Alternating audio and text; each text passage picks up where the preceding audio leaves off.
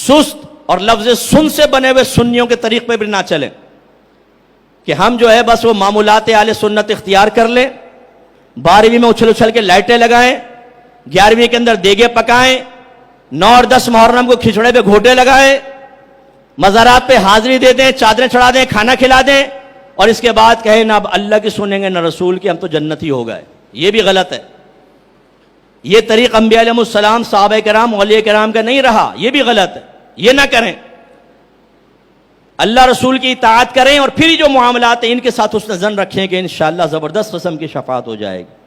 اس لیے میں نے وضاحت کر دی کہ ہمارے بہت سے جو سنی گھرانے ہیں، گھر میں فجر کی نماز کئی مہینوں سے نہیں ہوئی ہے، نہیں پڑھتے، قرآن نہیں کھل رہا.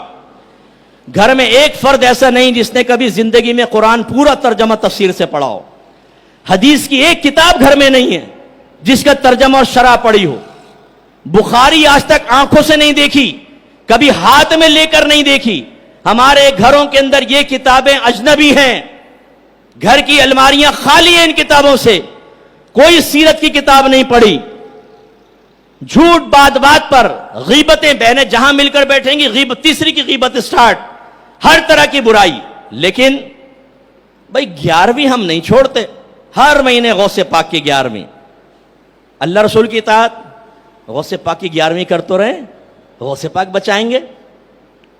پھر وہ جزیات ذہن میں ہوتی ہیں. غوث پاک نے فرمایا کہ کوئی اگر محبت سے میرے گھر کے دروازے کے سامنے سے گزر جائے میں اس کی شفاعت کر کے جنت میں لے جاؤں گا. او بھائی یہ شارٹ کٹ تمہیں کس نے بتایا؟ اگر غوث پاک نے ارشاد فرمایا منقول ہے تو ان کا یہ کہنے کا مطلب تو نہیں تھا کہ تم سارا کچھ چھوڑ جاؤ. یہ ہم نے غلطی اختیار کی کہ آج نہ اللہ کی سننے کے لیے تیار، نہ رسول کی سننے کے لیے تیار. دیندار کہیں، کچھ نصیحت کریں تو ہمارے بھائی بہن کہتے ہیں کہ بھائی سنو، ہم نے ایک نصیحت آپ کی قبول کر لی ہے، یعنی ایک شعبے کے بارے میں، اتنا ہی کافی، اب اور نہیں سنیں گے. اچھا کس شعبے کے بارے میں؟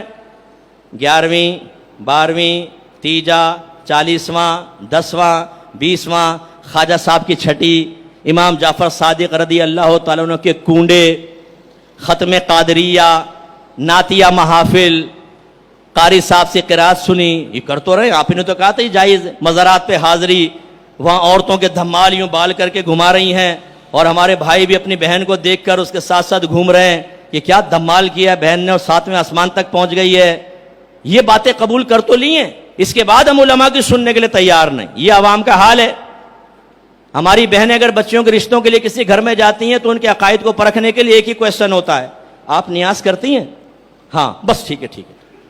یعنی ہمارے نزدیک نیاز کر لو تو وہ ضروریات دین بھی سیکھا ہوا ہے، عقائد بھی اس کے ٹھیک ہیں، نظریات بھی ٹھیک ہیں، بس نیاز کر دو. بس نیاز والے. وہ بھائی میں کتنے لوگوں کو جانتا ہوں جن کا دوسرے مکاتب فکر سے تعلق ہے تو 1 سال نہیں 10 سال سے نیازیں کھا رہے ہیں اور مسلک کے خلاف ہی بات کرتے ہیں. وہ یہ کہاں سے آپ نے معیار بنا لیا؟ اس لیے میرے بچوں، اللہ اس کے رسول کی اطاعت اور پھر وہ صحبت ملے گی کہ بروز قیامت انبیاء علیہ السلام، صحابہ کرام، اولیاء عظام ہم ان کے ساتھ ہوں گے. ایک شخص نے آ کے عرض کیا رسول اللہ آپ اس کے بارے میں کیا کہتے ہیں کہ جو کسی قوم سے محبت رکھتا ہے لیکن کبھی ان سے ملا نہیں؟ سرکار نے فرمایا جب وہ میدان معاشر میں آئے گا تو اللہ تعالیٰ اسے ان کے قریب کر دے گا، چاہے دنیا میں ان کے درمیان مشرق سے مغرب کے درمیان فاصلہ ہو. ہم نے نبیوں کو نہیں دیکھا، صحابہ کو نہیں دیکھا، اللہ تعالیٰ ہمیں رہنمائی دے گا، ہم ان کے پاس جائیں گے اور اس صحبت کا مزہ کتنا ہوگا. علماء نے فرمایا یہ جو آیت ہے الا ان اولیاء اللہ لا خوف علیہم ولا هم يحزنون، خبردار بے شک اللہ کے دوستوں کو نہ کچھ خوف ہے نہ وہ آخرت میں غمگین ہوں گے.